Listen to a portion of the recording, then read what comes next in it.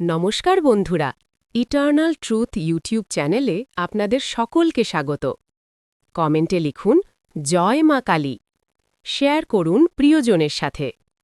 চ্যানেলটিতে যদি নতুন হয়ে থাকেন, সাবস্ক্রাইব করুন আরও নতুন নতুন গল্পের জন্য। আজকের আধ্যাত্মিক কাহিনী। আজ আমরা জানব মা কালী কেন মারতে চাইলেন রানী রাসমণিকে।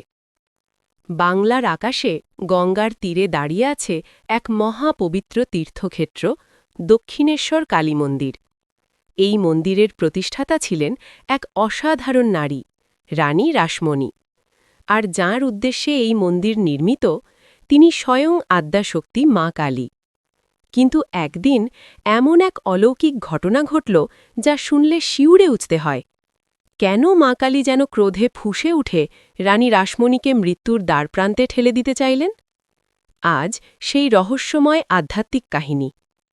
রানী রাসমণি ছিলেন ধনী জমিদার, কিন্তু হৃদয়ে ছিলেন গভীর ভক্ত। তিনি একবার কাশী যাত্রার প্রস্তুতি নিচ্ছিলেন। সব আয়োজন সম্পন্ন, কিন্তু যাত্রার আগের রাতে তিনি এক অদ্ভুত স্বপ্ন দেখলেন।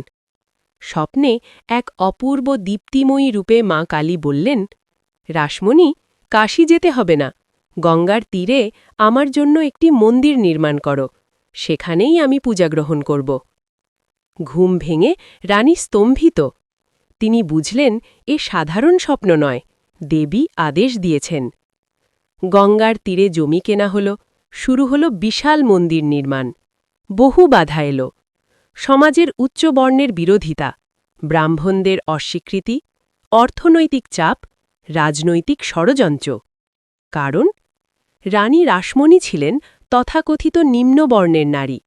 অনেকেই বললেন, ওনার প্রতিষ্ঠিত মন্দিরে দেবী অধিষ্ঠান করবেন না। কিন্তু রানী বললেন, মা কারোর বর্ণ দেখেন না, মা দেখেন ভক্তি। মন্দির প্রতিষ্ঠার পর একদিন এক আশ্চর্য ঘটনা ঘটল। রাত গভীর, প্রহরীরা ঘুমিয়ে। হঠাৎ মন্দিরের ভেতর থেকে অদ্ভুত শব্দ শোনা যায়। প্রহরীরা ছুটে এলো, দেখল মন্দিরের প্রদীপগুলো একে একে নিভে যাচ্ছে, ঘণ্টা নিজেরাই বাজছে, আর দেবীর মুখ যেন ক্রোধে লাল। পরদিন সকালে রানী খবর পেলেন। তিনি মন্দিরে এসে দাঁড়ালেন দেবীর সামনে।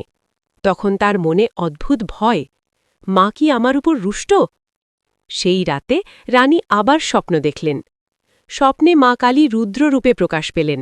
তার কণ্ঠ গর্জে উঠল, রাসমণি, তুমি আমার জন্য মন্দির নির্মাণ করেছ, কিন্তু তোমার অন্তরে এখনও অহংকার রয়ে গেছে। তুমি ভাবছ এই মন্দির তোমার সৃষ্টি। রানী কাঁপতে লাগলেন। তিনি বললেন, মা, সবই তোমার কৃপা। দেবী বললেন, যে ভক্ত নিজের কৃতিত্ব ভুলে আমায় সমর্পণ করে না, তার ভক্তি অপূর্ণ। রানী দেখলেন দেবীর খড়গ যেন তার দিকে ধেয়ে আসছে। তিনি মনে করলেন, এবার বুঝি মৃত্যু নিশ্চিত। পরদিন রানী সমস্ত অলঙ্কার ত্যাগ করে সাদা শাড়ি পরে মন্দিরে এলেন। গঙ্গার জলে দাঁড়িয়ে কাঁদতে কাঁদতে বললেন, মা, এই মন্দির, এই সম্পদ, এই জীবন, সব তোমার। আমি কেবল তোমার দাসী। তিনি লিখিতভাবে ঘোষণা করলেন, মন্দির ও সম্পত্তি দেবীর নামে, উৎসর্গ। ঠিক সেই মুহূর্তে মন্দিরে অলৌকিক আলো জ্বলে উঠল। বাতাসে চন্দনের গন্ধ, আর দেবীর মুখে ফুটে উঠল মৃদু হাসি। মা কালী কখনও রানী রাসমণিকে মারতে চাননি। তিনি চেয়েছিলেন তার প্রিয় ভক্তের অহংকার দূর হোক, সম্পূর্ণ আত্মসমর্পণ হোক, মন্দির সত্যিকারের তীর্থক্ষেত্র হয়ে উঠুক। এই ঘটনার পর দক্ষিণেশ্বর হয়ে উঠল এক মহাশক্তির কেন্দ্র। পরবর্তীকালে এখানে এলেন এক মহাপুরুষ, রামকৃষ্ণ পরমহংস। তার সাধনায় এই মন্দির পেল বিশ্বজোড়া খ্যাতি। এই কাহিনী আমাদের শেখায়, ভক্তি মানে কেবল দান নয়, সম্পূর্ণ আত্মসমর্পণ। অহংকার আধ্যাত্মিক অগ্রগতির সবচেয়ে বড় বাধা। মা কালী রুদ্ররূপে ধ্বংস করেন, কিন্তু সেই ধ্বংস আসলে আত্মার শুদ্ধি। দেবীর ক্রোধ আসলে করুণা। রানী রাসমণি ছিলেন এক অসাধারণ ভক্ত। মা কালী তাকে হত্যা করতে চাননি। তিনি চেয়েছিলেন তার প্রিয় কন্যাকে পরিপূর্ণ ভক্তিতে উন্নীত করতে।